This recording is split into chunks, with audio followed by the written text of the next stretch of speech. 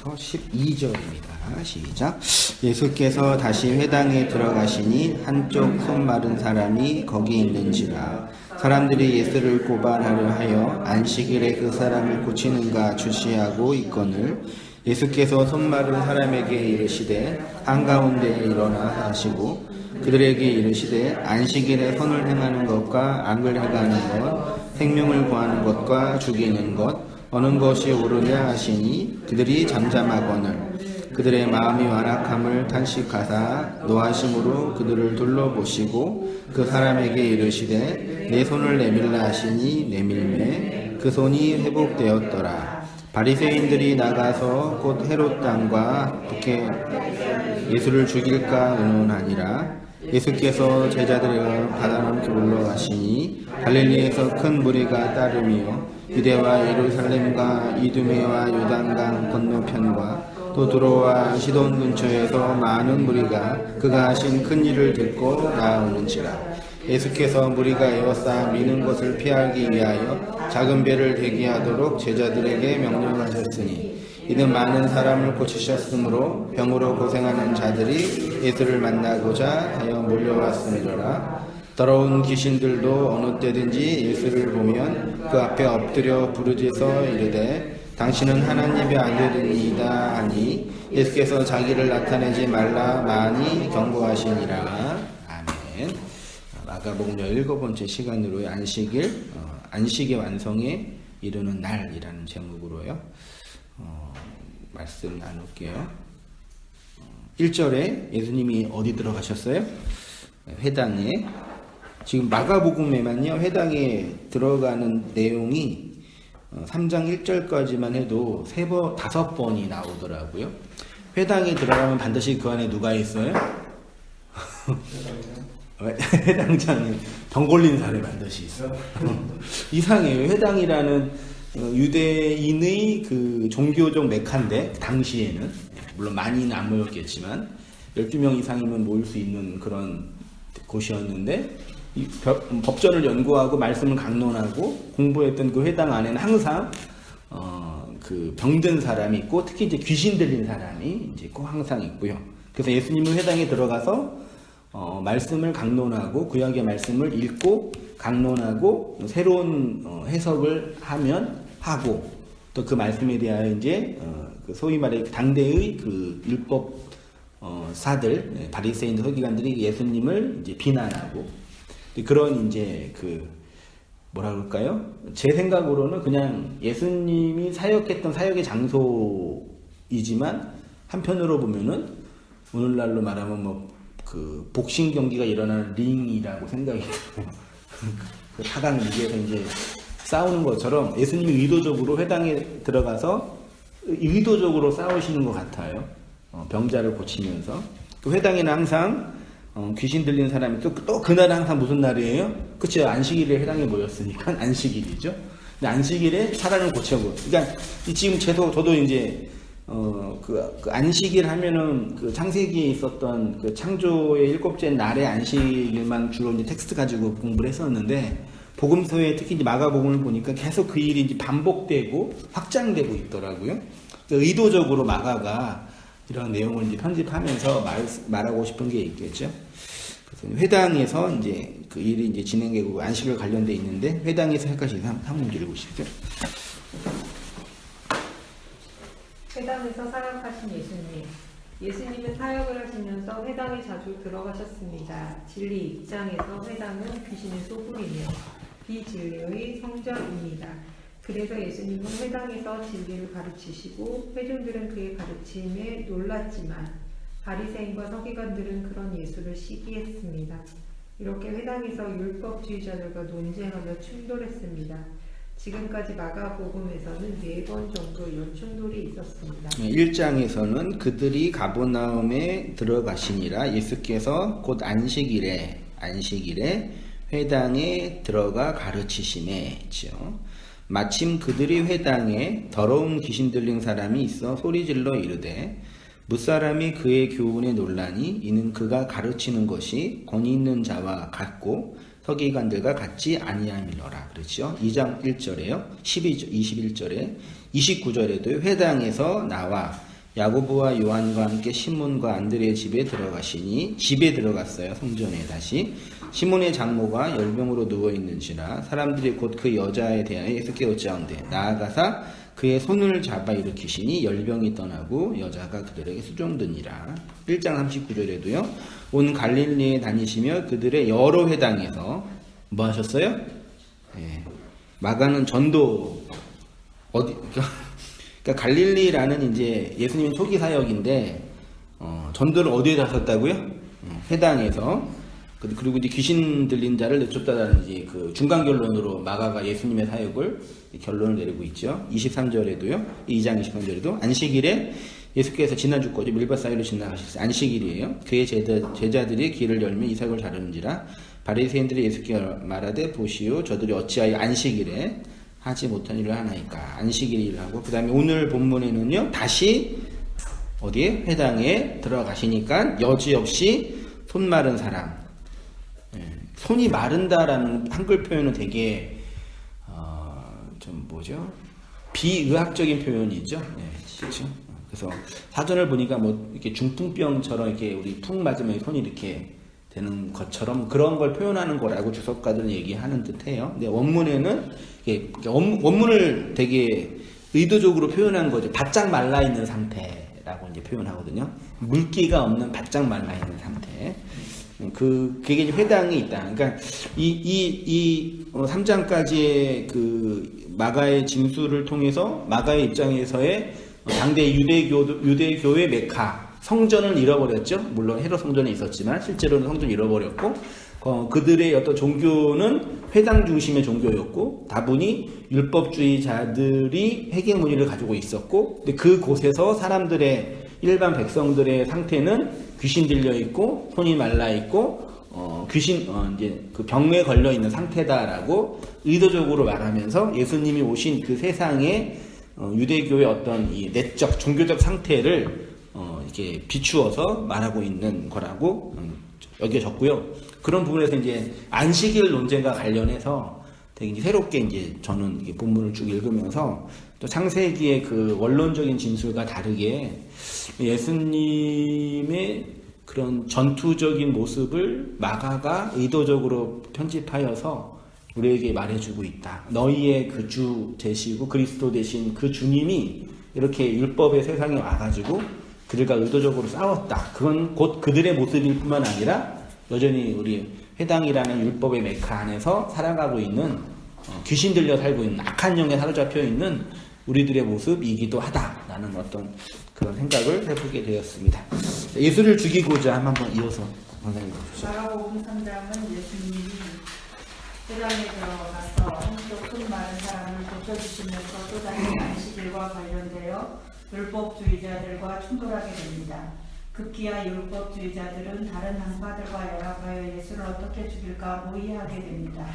이렇게 당대 주류 신학자들과 정치가들은 예수를 죽이고자 하는데 수많은 무리들은 예수를 쫓아가고 예수님은 대중들에게 많은 인기를 얻게 됩니다. 이런 상황 속에서 병 고침을 받은 자들에게 자기를 나타내지 말라고 경고하십니다. 예수님이 바리새인과 서기관들에게 살해의 위협을 받게 된 이유는 회당에서 고통받는 자들을 고쳐주신 것과 안식일에 해서는 안 될 일을 함으로 안식일 계명을 어겼기 때문입니다. 네, 그래서 이제 흐름은 이렇게 되어 있습니다.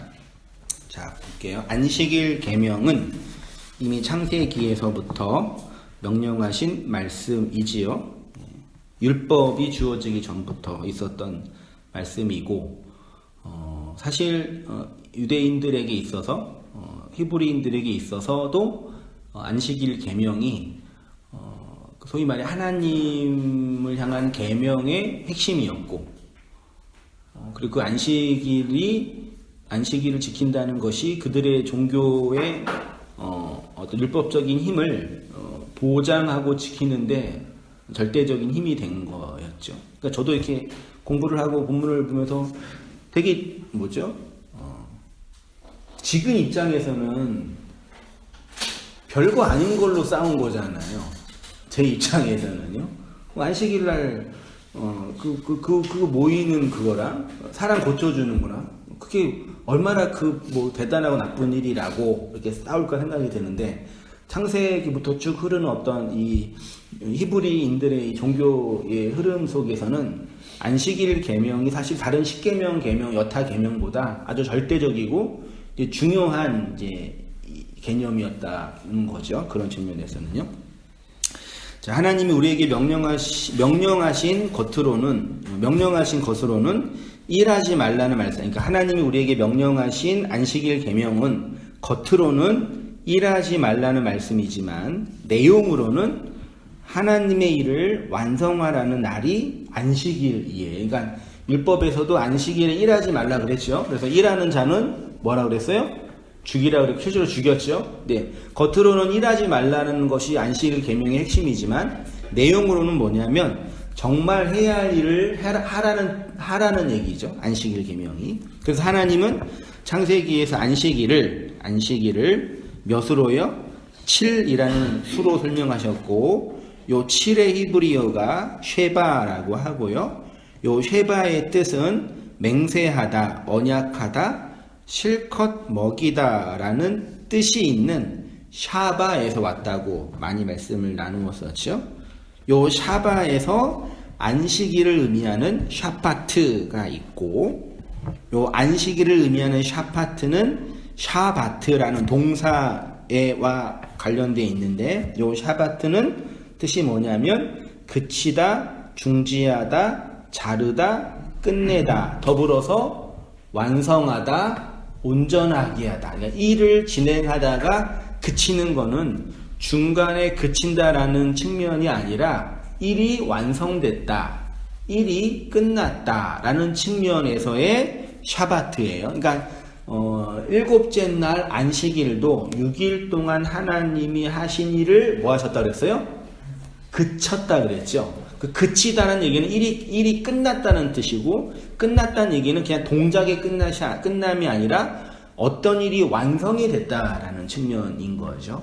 그래서 이제 안식일은 그냥 단순히 일을 하지 않는 날이 아니라 무엇인가 일이 완성되어 그치는 날이다라는 게 구약 안식일 계명이라고 우리가 많이 이제 반복하면서 말씀 나누었죠. 요 안식일 샤바트라는 단어가 많이 남아 있는데 제가 몇 가지만 두 부분만 봤는데요.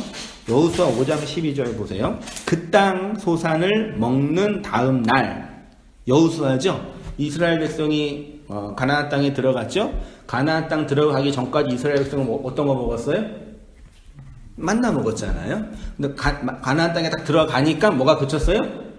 네, 만나가 그친 거잖아요. 그때 그쳤다가 샤바트예요. 그러면 이 만나라는 그 옛 계명의 말씀이 끝났다라는 개념이기도 하지만 다른 편으로 본다면 그것이 약속의 땅에서 완성이 됐다라는 개념인 거죠. 이게 샤바트의 개념이라는 얘기죠. 또 시편에서 저가 땅 끝까지 전쟁을 그치게 하시며 쉬게 하시며 활을 꺾고 창을 끄르며 수레를 불사르시는도다 했죠. 그러니까 이거는 전쟁의 끝인데, 성경에서 전쟁은 하나님이 당신의 백성을 뚫고 들어오시는 영적 전쟁인 거니까 그 전쟁이 끝났다, 완성됐다, 하나님의 그 승리로 그 땅이 정복됐다, 그거를 샤바트 끝나다라고 표현했죠. 그거를 우리 오늘 본문으로 다시 표현한다면 안식이 됐다라는 얘기죠. 그러니까 안식을 다른 말로 하면 전쟁이 어떻게 된 거예요? 끝낸 거죠. 예수님이 그 전쟁을 승리하여 끝낸 것, 안식이 찾아온 것이라는 개념인 거죠. 자, 그래서 이제 그것과 이제 관련해서 이제 안식과 관련해서 이제 양식과 같이 설명해 보도록 하겠습니다. 이어서 우리 장로님 한번 보시죠. 안식하게 하는 양식. 그러면 무엇을 이루고 중간하는 것일까요? 그것은 선악과 모든 인간의 분동적 욕망의 일을 그치고 중단하는 날이 안식일입니다. 인간의 본능적 욕구와는 다른 것. 그런데 이 안식이 우리에게 이루어지기 위해서는 안식하게 하는 양식을 먹어야 한다고 했습니다. 그래서 성경은 하나님이 우리에게 안식을 핫바트 주기 위하여 우리와 언약하신 것입니다. 언약한다는 것은 서로 함께 먹는 것을 의미합니다. 그러니까 하나님이 우리와 언약하신다는 것은 우리에게 양식을 주신다는 것입니다. 그리고 그 양식이 하늘에서 내려오는 양식으로 우리가 그 양식인 예수를 먹으면 우리의 욕망이 선악 욕망, 죽고 진리로 부활하여 다른 차원의 삶을 살게 된다는 것이 성경의 선언입니다. 그 다른 차원의 삶이 성경을 다나토스의 삶이라고 한 것입니다. 예수님이 안식일 다음날 8일째 되는 날 부활하신 이유, 그러니까 안식이란 죽는 것인데 실제로 죽는 것을 안식에 들어갔다고 합니다. 그 죽음의 본질은 진리로 말미암은 죽음, 다나토스라는 것입니다. 다른 말로 부활이라고 하는 것입니다. 네, 그래서 중단하다, 그치다, 쉬다라는 개념은 그 인간의 선악과 먹은 본성적 욕망의 일을 그치는 거죠. 그게 이제 안식의 개념이고, 그러면 하나님이 우리에게 그 양식을 통해서 우리의 그 하나님 되고자 하는 욕망, 그러니까 이것도 뭐 다 아시겠지만 인간의 표현이 본성적 욕망을 하나님이 나쁘다고 할 때 그 본성적 욕망은 인간이라면 기본적으로 가지고 있는 일반적인 그 욕망의 충족을 뜻하는 게 아닌 거죠. 배고프면 밥 먹고 싶고, 사회생활을 하고 경쟁하면 이기고 싶고, 더 높은 자리에 올라가고 싶고, 더 편안하고 싶고, 우리의 이 자연스러운 본성적 욕망을 하나님이 나쁘다 그러는 게 아닌 거죠. 지금 제가 말씀드리고 성경에 말하는 욕망의 본질은 십계명에서 말하는 하나님 되고자 하는 그 욕망, 탐심이라고 표현된 그 욕망이 하나님의 양식으로 오신 예수를 먹을 때 죽는다라고 표현하는 거죠. 그치요? 왜냐하면 내 죄와 악이 그 예수를 통해서 폭로되었으니까요. 그거를 죽음이라고 성경이 말하고 그 죽음을 다나토스라고 표현하는 거죠. 근데 성경이 말하는 그 죽음은 반드시 뭐가 일어나요? 죽어서 부활하는 거니까. 그러니까 그 다나토스의 삶이 죽음의 삶인데 다른 걸로 표현하면 그거를 부활이라고 그러고, 그래서 성경에서 안식 후 다음 날 예수님이 뭐 하셨어요? 부활하셨죠. 그걸 요한복음에서 며칠째 되는 날을 표현해요? 8번째 되는 날, 8일째 되던 날이라고, 8일 만에 부활한다 표현하잖아요. 8일째 되는 날이라고 표현해요. 그래서 구약에서도 태어난 지 8일 만에 할례를 받고, 그래서 할례가 자르는 것이 그 안식한다라고 또 표현하거든요. 그래서 그거 부활이라고 얘기하는 거죠. 바울은 그런 다나토스의 삶을 이렇게 고린도 후서에서 표현을 했지요. 우리 산 자가, 그쵸? 산 자예요. 죽었다가 살아난 자가, 안식 후 다음날 살아가는 자가 항상 예수를 위하여 죽음에 넘겨짐은 예수의 생명이 또한 우리 죽을 육체에 나타내게 하려 함이라. 내가 생각하건대 하나님이 사도인 우리를 죽이기로 작정된 자같이 끄트머리에 두셨으매 우리는 세계고 천사와 사람들에게 구경거리, 보여지는 삶, 끌려가는 삶이라고 표현했죠. 가 되었노라. 자, 이어서 우리 한번 권사님 보십시오. 욕망하는 아의 죽음. 죽음은 곧 욕망하는 아의 죽음입니다. 이렇게 욕망하는 아의 죽음을 다른 표현으로 금식한다고 하는 것입니다. 예수를 진리로 먹는 것을 금식한다고 하는 것입니다. 예수가 우리의 먹을거리, 양식으로 오셔서 우리가 그거 먹고 욕망한다, 탐심으로 가득한다, 하나님을 우상으로 숭배하여 나의 의와 가치를 챙기려는 그 나가 죽는 것입니다. 그래서 그 언약을 받은 자에게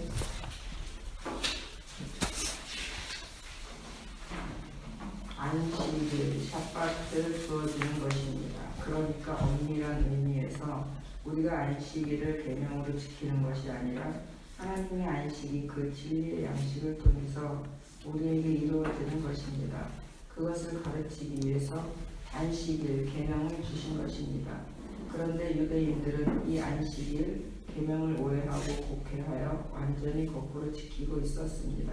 그래서 예수가 오셔서 의도적으로 회당에서 안식일날 귀신 들린 자들을 고쳐주심으로 너희의 회당은 귀신의 처소이고 너희가 지키고 있는 안식일 계명은 귀신의 계명이라고 선언하신 것입니다. 네, 그러니까 안식은 하나님의 말씀, 하늘의 양식으로 풍성하게 되는 성도의 역사를 말하는 거죠.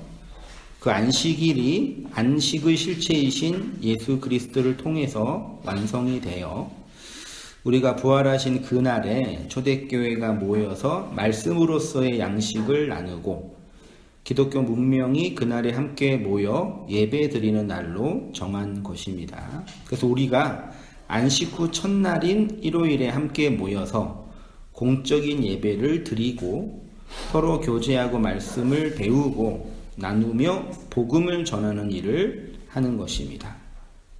그러니까 구약 성경에서 안식일에 아무 일도 하지 말라라는 계명은 사실 진짜 일, 하나님의 일을 하라는 말씀입니다.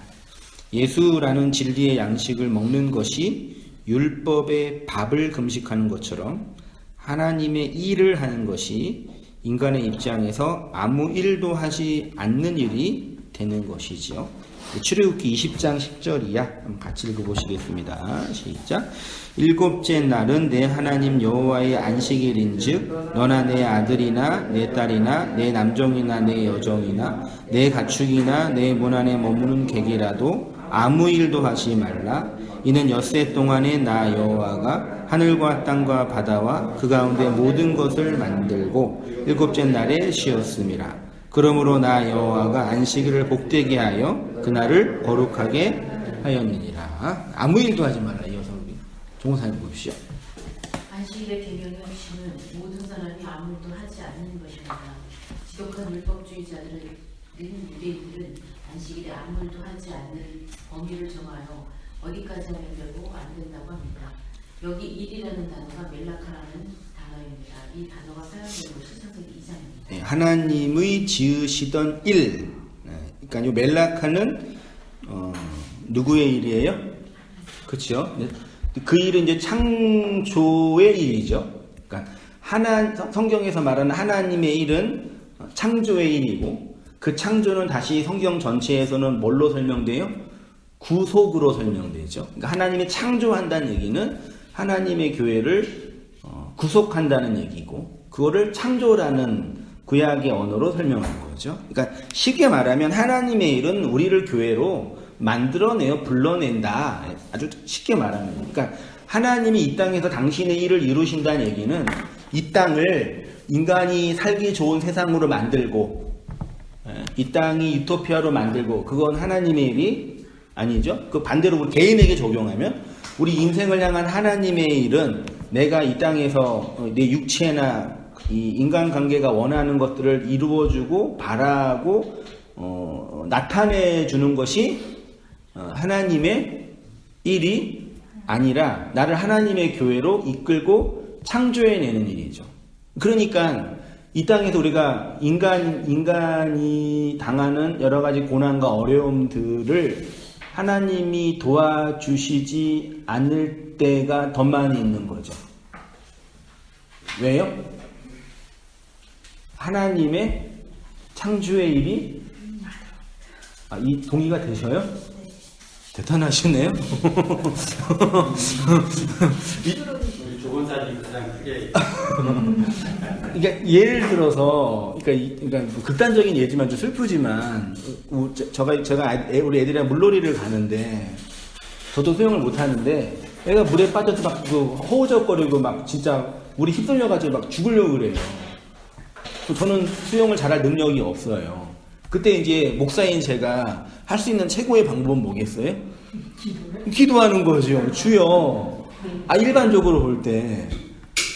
근데 기도하면 하나님이 들어주시지 않잖아요. 그러면 그때 저는 어떤 반응을 하냐면 일반적인 사람이라면 내가 믿음이 없거나 혹은 반대로 얘기하면 하나님 다른 뜻이 있기 때문에 이런 식으로 이렇게 재해석하잖아요. 그게 우리의 본성이거든요. 근데 엄밀하게 말하면 옆에서 죽어가는 내 아들의 죽음은 하나님이 주권적으로 섭리하신 일이지만 이 본문으로 본다면 안식을 향한 하나님의 일은 아닌 거죠. 그래서 하나님 입장에서는 이렇게 생각해 볼까요? 예를 들어서 하나님 내 아들 살려주세요. 그런데 하나님이 내가 왜 살려줘야 돼? 이렇게 질문하시는 거죠. 우리가 그 하나님의 내가 왜 그걸 살려줘야 돼라고 하는 그 하나님의 말과 의미를 알지 못하면 영원히 이 성경과 하나님의 관계는 우리랑 멀어지는 영원한 평행선의 관계죠. 아무리 얘기해도 얘기가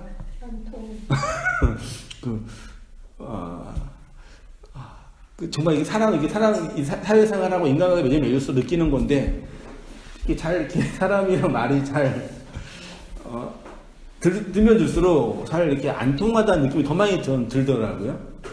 각자 자기 일을 가더라고요. 영원한 평행선이죠. 인간관계에서도요. 근데 하나님과 우리 관계도 그런 것 같아요. 우리가 그 하나님이 네 아들 죽는 건 내 일이 아니야라고 말할 때 심지어 죽음으로 몰아 넣어도 그 속에서 나를 향한 하나님의 그 창조의 일을 보지 못하면 우리에게 그 하나님은 영원한 우상이 될 수밖에 없다라는 게 이제 제가 내린 결론이죠. 맞죠? 그렇죠? 논리적으로는요. 근데 우리의 이 역사와 이 경험 속에서 그걸 채우려 하는 과정에서의 나의 죽음과 가정은 또 다른 차원의 영역인 거죠. 자, 그 하나님이 지으시던 일이 일곱째 날이 이를 때에 마치시니 그 지으시던 일이 다음으로 하나님 일곱째 날에 안식하시니라. 하나님 일곱째 날에 나를 복주사 거룩하게 하셨으니 이는 하나님이 그 창조하시며 만드시던 모든 일을 마치시고 이날에 안식하시니라. 그 일이 완성되는 걸 하나님이 안식이라 그러죠. 근데 구원은 하나님이 완성한 그 완성된 일을 안식으로 우리에게 예수님을 통해서 건네주시는 사건이라고 얘기하잖아요. 자, 하나님의 일 이어서 한번 보시죠. 말라카는 하나님의 행하시는 일, 하나님의 사역을 설명할 때 사용됐습니다. 예레미야 50장 25절에서는 심판으로 시편 73장 28절에서는 하나님의 모든 행사로 특히 출애굽기나 레위기에서는 성수에서 행하는 일을 설명할 때 멜라카라는 단어를 사용했습니다. 네, 하나님께 가까이 함이 내게 복이라. 내가 주 여호와를 나의 피난처로 삼아 주의 모든 행사, 요게 하나님의 일이죠. 네, 주의 모든 일, 그 하나님의 창조의 일을 내가 전파한다. 그러니까 복음 전파는 이렇게 하나님에 의해서 설복당하고 다나토스로 죽은 자 안에서 일어난 하나님의 그 창조의 일의 증언인 거죠. 그게 복음 전파인 거죠. 딱 그 일을 예수님이 이 땅에 오셔서 회당에서 병자를 고치면서 복음을 증거하셨죠.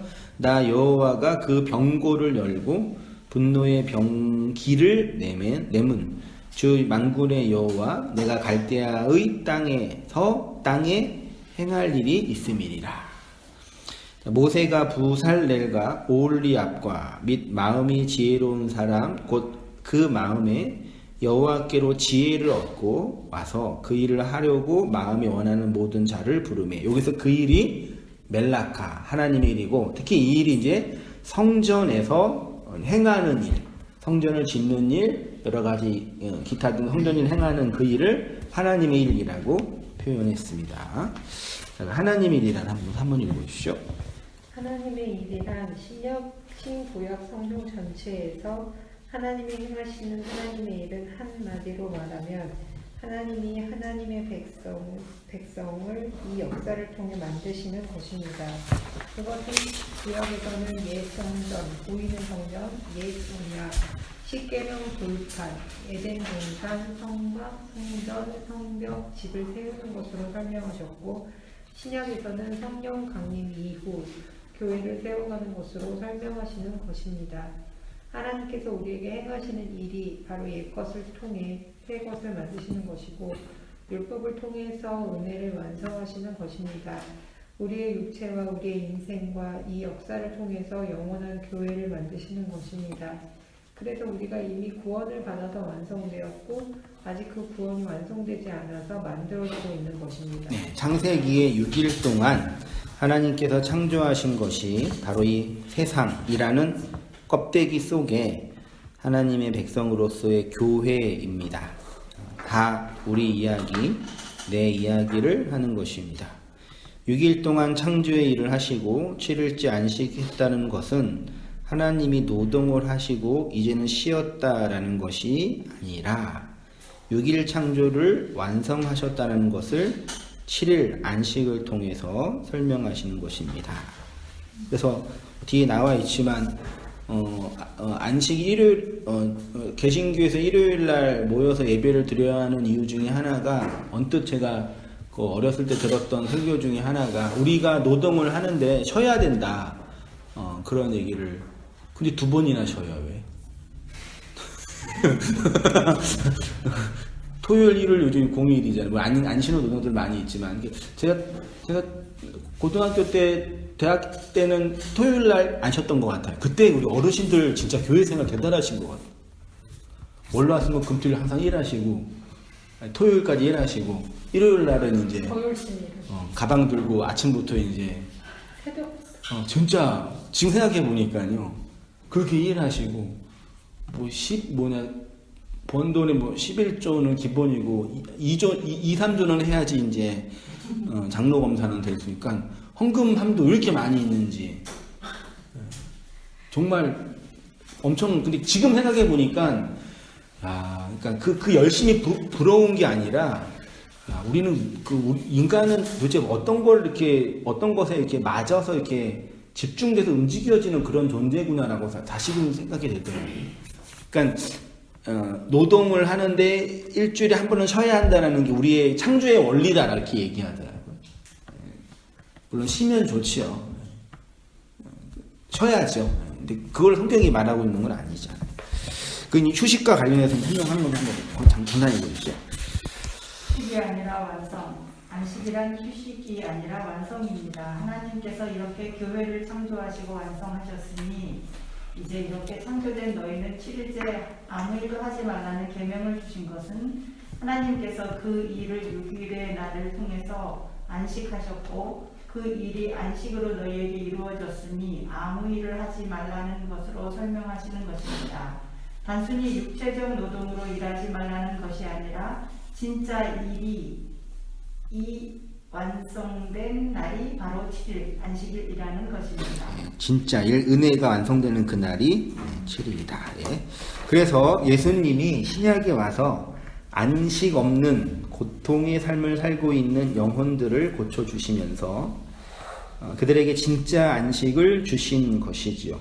의도적으로 회당에서 안식일에 귀신 들린 자를 고쳐주셨습니다. 회당이라는 유대인들의 모임 장소에 있었던 병자는 손 마른 사람이었습니다.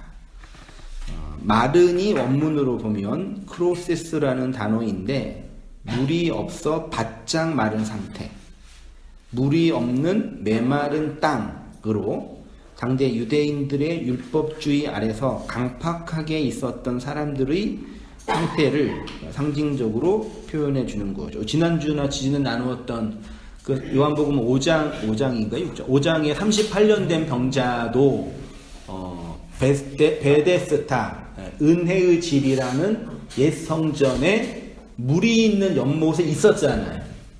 근데 실제로 그 물 속에 들어가지 못했죠.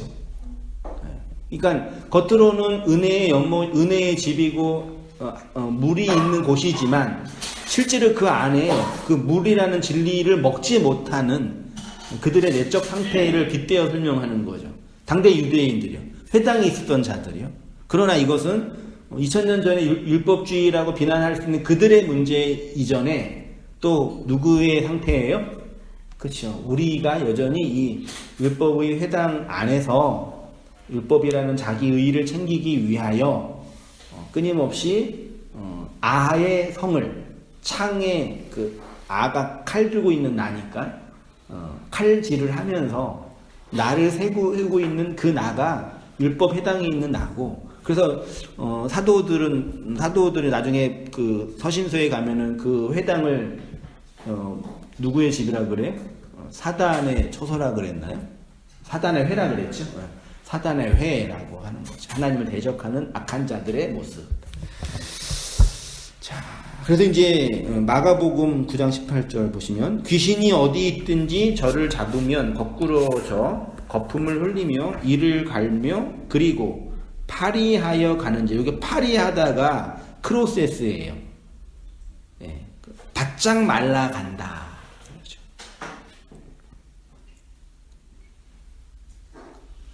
그 사람 몸에 빨대를 꽂아가지고 수분기를 다 빼면 어떻게 돼요? 그런 상태. 바짝 말라있는 상태. 내가 선생님의 제자들에게 내어 쫓아 달라 하였으나 저희가 능히 하지 못하더라. 그러니까 귀신 들려 있잖아요. 바짝 말라 있잖아요. 그 귀신을 쫓아달라고 제자들한테 부탁을 했잖아요. 못 쫓아냈죠? 예수가 오셔서 쫓아냈죠? 그럼 그 귀신은 결국은 뭐예요?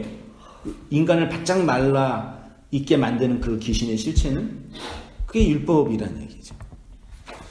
더러운 귀신이 사람에게서 나갔을 때 물이 없는 곳으로 다니며 시기를 구하되 쉴 곳을 얻지 못하더라. 귀신은 물 없는 곳을 찾아다닌대요. 상징적인 표현이죠. 진리 없는 곳, 비진리의 곳이고. 누구 유기차이죠? 장모님 유기차이신가요? 귀신에 사로잡혀 있는 자요? 귀신에 사로잡혀 있는 자, 귀신에 사로잡혀 있는 상태를 이렇게 소리쳤다고 합니다. 귀신은 진리의 물이 없는 곳을 찾아다닙니다. 성경은 이렇게 비진리 아래에 있는 사람들의 상태를 물 없는 샘, 물 없는 구름이라 합니다. 진리와 유사한 것, 진리와 비슷한 것을 가지고 있지만 실제로 진리가 없는 상태를 말합니다. 네, 그들이 바른 길을 떠나 미혹되어 부올의 아들 발람의 길을 따르는도다. 그는 불의의 삭슬 사랑하다가 자기의 불법으로 말미암아 책망을 받되 말하지 못하는 나귀가 사람의 소리로 말하여 이 선지자의 미친 행동을 저지하였느니라. 이 사람들은 물 없는 셈이요. 여기서 이 사람들은 누구예요? 지금 베드로후서랑 유다서 제가 예를 든 이 본문은 다 누구를 비판하고 비난하고 있는 본문이죠. 물 없는 셈 이렇게 비난하는 이 대상이 텍스트가 다 거짓 선지자와 관련된 텍스트예요. 그러니까 서신서 뒤에 이제 목회 서신서에서 많이 말하는 거짓 선지자는 우리가 일반적으로 이해하는 거짓 선지자는 누구예요? 그 뭐 이단 같은 뭐 신천지 이만희 뭐 그 김기동 이런 사람들을 이제 거짓 선지자가 빗대어 말하는데 예수님 사도 시대 때 거짓 선지자들은 그리스도의 복음 예수님의 은혜에 덧붙여서 인간의 행동을 가입하여 자신들의 구원을 만들고자 했던 자들. 오늘날로 표현하면은 예수의 그 의로는 충분하지 않으니 뭐도 해야 된다? 우리가 구약에 있던 그런 여러 가지 이런 거 있잖아요. 모임들을 그 율법적 행위들을 예수의 의가 필요한데 그걸로는 충분하니까 이걸 덧붙이자라고 말했던 모든 그 사람들 싸잡아서 사도들은 거짓 선지자라고 표현했어요. 그 바울은 갈라디아에서는 다른 복음이라고도 표현한 거죠. 그들의 내적인 상태를 물이 없는 셈이라고 진리를 받아들일 수 없는 비진리의 그 실체를 얘기하는 거죠. 유다서 1장 10절도 보세요. 이 사람들은 무엇이든지 그 알지 못하는 것을 비방하는도다. 또 그들은 이성 없는 짐승같이 본능으로 아는 것으로 멸망하느니라. 화 있을진저 이 사람들이요 가인의 길을 행하며 삭슬 위하여 발람의 어그러진 길로 몰려갔으며 고라의 폐역을 따라 멸망을 받았도다. 저희는 기탄 없이 너희와 함께 먹으니 비진리의 율법을 함께 먹는다 그 뜻이겠죠. 너희 애찬의 암초여 자기 몸만 기르는 목자여 바람에 불려가는 뭐래요? 물 없는 구름. 아까는 물 없는 샘이라 그랬죠. 원래 샘이나 구름은 다 물이 있어줘야 되잖아요. 물을 담는 그릇이잖아요. 내용을 담는 형식이잖아요. 근데 실제로 그 내용은 없다라는 얘기죠. 이 껍데기 율법 코스모스의 세상은 그 형식과 제대로 만들어진 곳이잖아요. 그 안에 내용이 없는 그 내용을 만들어주기 위해, 내용을 주기 위해서 예수가 이 땅에 우리 안에 그 은혜의 양식과 은혜의 내용으로 오신 거니까. 그들의 상태를 이렇게 비난하면서 죽고 또 죽어 뿌리까지 뽑힌 열매 없는 가을나무요 라고 표현하고 있습니다. 이 이야기 한번 우리 권사님 보십시오. 물 없는 샘, 물 없는 샘, 물 없는 구름이 지칭하는 것은 거짓 교사들입니다. 사도시대 때 거짓 교사의 핵심은 예수님 때의 바리새인과 서기관들처럼 자신들의 율법적 의의로 예수의 십자가를 거부했던 자들을 지칭합니다. 이들이 바로 물 없는 곳을 찾아 돌아다니는 귀신들이라는 것입니다. 악한 말, 거짓된 말에 사로잡혀 안식이 없는 이들입니다. 끊임없이 자아를 발전시키고 확장시키기 위한 비진리의 칼을 휘두르는 일을 하기 때문에 돌아다니는 귀신이라고 하는 것입니다.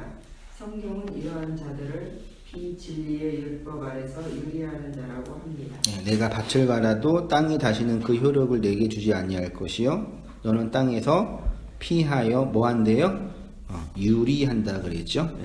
정함 없이 떠돌아다니는 자.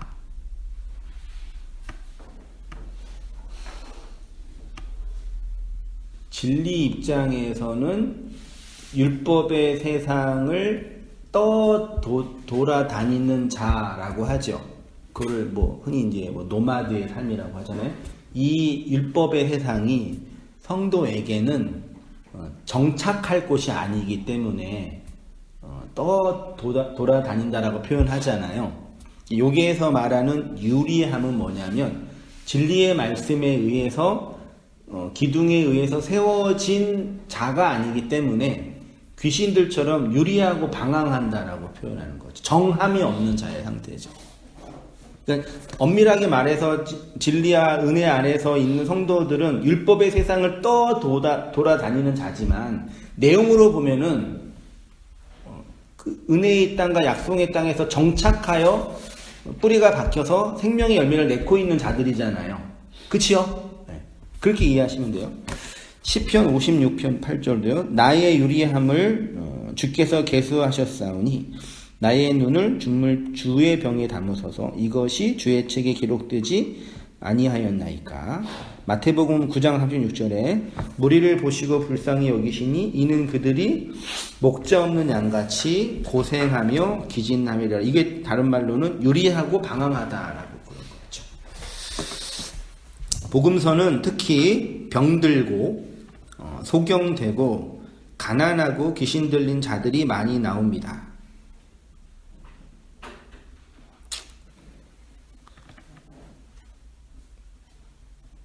다른 경전에도 많이 나오나요, 혹시요?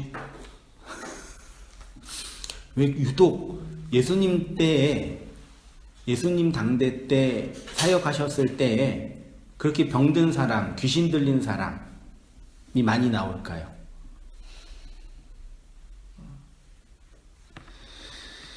이들은 복음의 진리를 받아야 하는 자들의 상태를 이렇게 표현하는 것입니다. 예수님이 이렇게 병들고 소경되고 저는 자들을 고쳐주심으로 복음의 진리를 설명하셨습니다. 주님은 물이 없어서 안식 없는 자에게 안식일 날 물을 건네주심으로 그에게 진짜 안식을 주셨습니다. 그래서 예수님을 통해서 안식하게 하는 양식을 먹은 성도들은 거짓된 말, 악한 말에 사로잡혀 유리하는 내적 가인의 상태에서 진짜 하나님의 일을 하는 안식과 완성에 이르게 되는 것입니다. 이 은혜 안에서 살아가는 모든 성도님 되시기를 축원드립니다. 기도하겠습니다. 하나님 아버지, 하늘에 속한 신령한 은혜의 복, 그 하늘 안에서 나타나는 그 복음과 은혜의 복들을 이 땅에 살고 있는 저희에게 십자가와 은혜를 통해서 건네주시고 전도하시고 양식을 내려주셨사오니 이 은혜 안에서 살아가는 저희의 모든 삶들 다 되어지도록 인도하여 주옵소서. 오래전 예수가 이 땅에 오셔서 사단의 속을, 사단의 회당 안에서 모든 율법을 파하시고 예수의 생명과 십자가의 언약으로 건네주셨던 그 은혜의 양식을 저희도 담아서 하나님 되고자 하는, 자기 의의를 챙기고자 하는 그런 저희들을 삭제하시고 진리로 거듭나게 하시는 은혜로 새롭게 하시는 하나님의 말씀으로 살아가도록 저를 인도하여 주시고 은혜 베풀어 주시옵소서. 이제는 우리 주 예수 그리스도의 은혜와 하나님 아버지의 크신 사랑과 성령의 교통하심이 우리 사랑하는 모든 성도님들의 삶 속에 지금부터 영원까지 함께 있을지어다. 아멘. 고맙습니다.